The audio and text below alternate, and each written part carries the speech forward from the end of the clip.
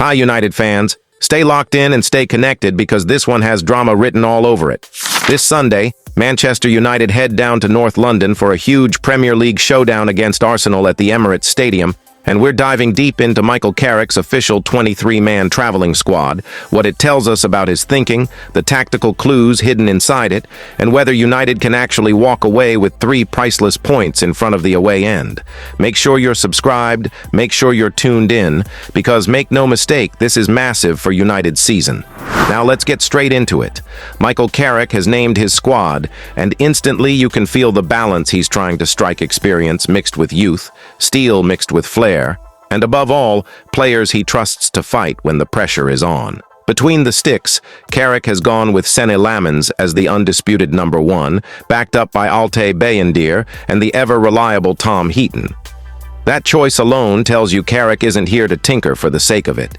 He wants calm, authority, and composure from the back, especially against an Arsenal side that love to swarm the box and test goalkeepers early. The big question is, can Lammens produce one of those Old Trafford-style heroic away performances, the kind that silences a stadium and lifts everyone in red? Defensively, this is where things get really interesting. Noussair Mazraoui, Luke Shaw, and Tyrell Malaysia give United proper balance down the flanks, with energy, aggression, and that willingness to overlap when needed. Harry Maguire's inclusion screams leadership, love him or hate him. These are the games where experience matters, where you need someone who's been through the wars. Lisandro Martinez being back in the mix is a huge boost. Unbelievable but true. His bite, his timing, his refusal to back down, that's exactly what you need at a place like the Emirates. Add in Lenny Yoro, Aiden Heaven, Patrick Dorgu, and Diego Dalot, and you can see Carrick building a back line that can suffer when required, but also play out under pressure. But here's the big question for you. Will this defense stand firm against Arsenal's relentless movement, or will one lapse of concentration cost us dearly? Move into midfield, and suddenly you start to see Carrick's blueprint taking shape. Bruno Fernandes is the heartbeat, the man who sets the tempo, demands the ball, and drags this team forward when the heat is on. Kobbie Mainoo's presence is massive, composure beyond his years, always available, always brave on the ball. Mason Mount adds energy and intelligence between the lines, while Casemiro's inclusion brings that streetwise edge, that sense of control when things get frantic. Manuel Ugarte offers bite and ball winning, and young Jack Fletcher's involvement tells you Carrick isn't afraid to trust talent if he believes they're ready. This midfield has legs, creativity, and steel, but will they dominate, or will Arsenal's press pin them back and force mistakes? Let that sink in. Up front, Carrick has gone bold. Amad Diallo brings unpredictability, Bryan Mbeumo adds directness and graft, Benjamin Šeško gives United a proper focal point, and Matthias Cunha offers that blend of intelligence, movement, and edge that defenders hate dealing with. Shea Lacey's inclusion is another nod to youth and fearlessness. This isn't a front line built to sit back. This is a unit designed to hurt Arsenal on the counter, to exploit space, to make runs in behind. And yes, who takes that moment? Who delivers when it matters most? Tactically, this feels like a game where Carrick will ask United to be compact, ruthless, and brave. Arsenal will have the ball, that's a given. The real test is whether United can absorb pressure, break with purpose, and take their chances when they come. Away wins at places like the Emirates aren't about pretty football, they're about resilience, mentality, and seizing the moment. One goal can change everything. One defensive stand can ignite belief. So let's talk honestly now, Reds. Do you believe Carrick can pull off back-to-back wins and announce himself properly on the big stage? Can this squad rise to the occasion and keep that top 4 chase alive? Will Bruno run the show? Will Martinez put in one of those warrior performances? Will Šeško bully Arsenal's backline and write his name into United folklore? I'll give you my take. This has all the ingredients of a proper Premier League battle. It won't be easy, it won't be comfortable. But if United stay disciplined and ruthless, a result is there to be taken. I'm feeling a narrow United win or a hard-fought draw, but only if every single player leaves everything on that pitch. Now over to you. What's your score prediction?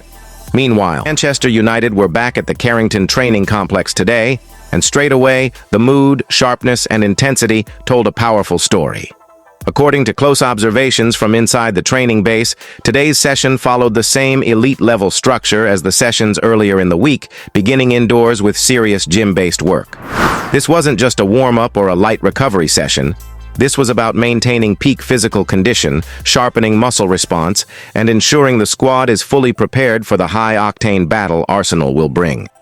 United's fitness coaches and medical staff were heavily involved, monitoring every movement, every sprint, every load, making sure the players are not just fit, but match-ready. Crucially, there were no visible injury concerns, no knocks, and no absentees, which is massive news at this stage of the season. Immediately after the gym work, the entire squad moved back onto the grass, and that's where the session truly lifted another level. Interim head coach Michael Carrick took full command, and what followed was a highly tactical, demanding, and ruthlessly focused training session. Carrick was vocal, precise, and intense, drilling the players in Manchester United's DNA-based 4-2-3-1 system, a setup clearly tailored to compete with and disrupt Arsenal's structure.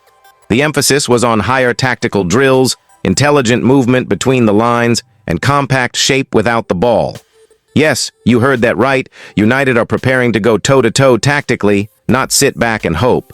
One of the standout features of today's work was the heavy focus on midfield blocking and defensive screening, with Carrick repeatedly stressing the importance of cutting passing lanes and protecting the backline. The double pivot was drilled relentlessly on positioning, timing, and anticipation, ensuring Arsenal's creative players are denied space in dangerous zones.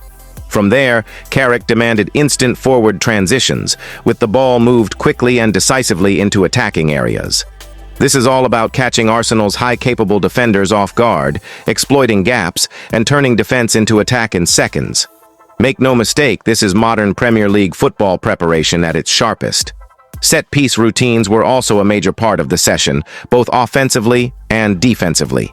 United worked on movement patterns, near-post and far-post runs, second ball reactions, and defensive organization, knowing full well that games of this magnitude can be decided by the smallest margins. Carrick clearly understands that Arsenal are dangerous from dead ball situations, and today's work showed a clear plan to nullify that threat while also turning United's own set pieces into real weapons. The level of detail was impressive, and the players responded with real intensity and focus. Perhaps the most encouraging sign for United fans was the confidence and belief running through the squad. The tempo was sharp, communication was constant, and the players looked comfortable, assured, and fully committed to Carrick's ideas. This didn't feel like a group lacking direction, it felt like a squad embracing responsibility, playing with freedom, and trusting the system. The 4-2-3-1 shape looked natural, balanced, and aggressive, with players understanding their roles both in and out of possession. There is a growing sense that this setup gives United control, stability, and attacking threat all at once. And now, United fans, the big questions come your way. Can Michael Carrick make it another massive win and go 2 from 2 in charge? Can this disciplined, high-energy United side march into the Emirates and silence the home crowd? Will United's midfield intensity and rapid transitions be enough to break down Arsenal's defensive structure? And most importantly, do you believe this team can keep pushing, keep fighting, and keep chasing a top 4 finish to secure Champions League football next season? This is where opinions matter. This is where belief matters. So tell us, what's your score prediction? Who do you think steps up under the lights? Do you trust this United DNA 4-2-3-1 system to deliver on the big stage? Drop your thoughts, your analysis, and your predictions in the comments below. Meanwhile, according to Mailsport, Manchester United have been preparing for a major midfield overhaul for some time, but once Casemiro made it clear he would leave in the summer, the club wasted no time and immediately put their foot on the accelerator. This is not a reaction, it's a calculated reset. United sources now confirm that Elliot Anderson of Nottingham Forest and Carlos Baleba of Brighton are the 2 top midfield targets, and make no mistake, this is not scattergun recruitment. These are energetic, modern midfielders, built for the Premier League's intensity, pressing, and tempo. United are actively exploring whether one of these deals can be done in the final days of the January window, with the internal belief that both players could end up at Old Trafford by the summer. Yes, you heard that right. One now, one later. This is the blueprint. But here's the question. Reds, who fits United better right now? Anderson's Premier League grit and engine, or Balaba's raw power, athleticism, and ceiling? Who would you bring in first if you were calling the shots? What makes this situation even more fascinating and slightly worrying is that Casemiro isn't the only midfield name under scrutiny.